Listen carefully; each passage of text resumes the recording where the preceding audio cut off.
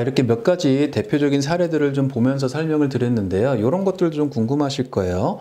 우선 많이 아픈가요? 세상에 안 아픈 수술이 있으면 제일 좋겠지만 그게 쉽지는 않죠. 수술하고 당일날 마취가 깨시면 한 두세 시간 정도 지나면 웬만한 심한 통증은 사라지고요. 그래서 하루 이틀 정도는 좀 원하시면 무통주사를 좀 달아놓기도 합니다. 특히나 요새는 웬만한 디스크를 저 같은 경우에는 이제 내시경으로 똑같은 수술을 이제 구멍만 조금 이렇게 내가지고 수술을 하다 보니까 그만큼 이제 수술 통증이 훨씬 좀 좋아지고 절기술처럼 뭐 근육을 열었다가 붙였다가 할 필요가 없다 보니까 훨씬 좀 회복도 빠르신 편이시고요. 이분들이 한 뻐근한 정도는 있지만 수술 다음날부터 혼자서 화장실도 갈고 식판도 나르고 이렇게 하십니다. 통증이 먹는 약으로 어느 정도 조절이 된다 싶으면 퇴원을 하시는데 대개는 그것이 수술하고 하룻밤 정도 주무시거나 이틀밤 정도 주무시다 보면은 대부분 그렇게 퇴원을 하십니다. 경우에 따라서 회복력이 좀 더디거나 원래 수술 전에 통증이 심하셨던 그런 분들은 하루 이틀 더 계시기도 하고요. 자, 이 디스크 수술 자체로 뭐 대단한 재활이 필요하거나 그러지는 않습니다. 우리가 허리를 수술했는데 다리를 못 쓸 건 없잖아요.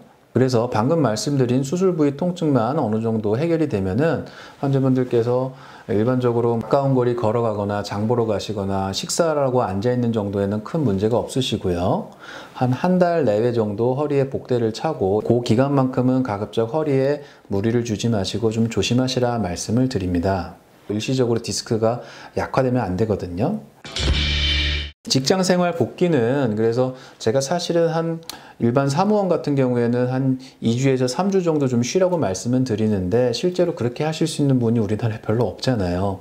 대부분 나중에 이제 한번 여쭤보면은 사실 원장님 제가 수술하고 적당히 걸을만 해가지고 한 일주일 있다가 그냥 복귀했습니다. 가끔씩 뭐 힘들면 조퇴도 하고요. 이렇게 되시는 거예요. 단 뭐 농사라든지 허리를 아주 막 굽혔다 폈다를 반복한다든지 무리가 되는 그런 직업이라면은 최소한 한 달 정도는 좀 충분히 쉬어주시는 것이 바람직합니다.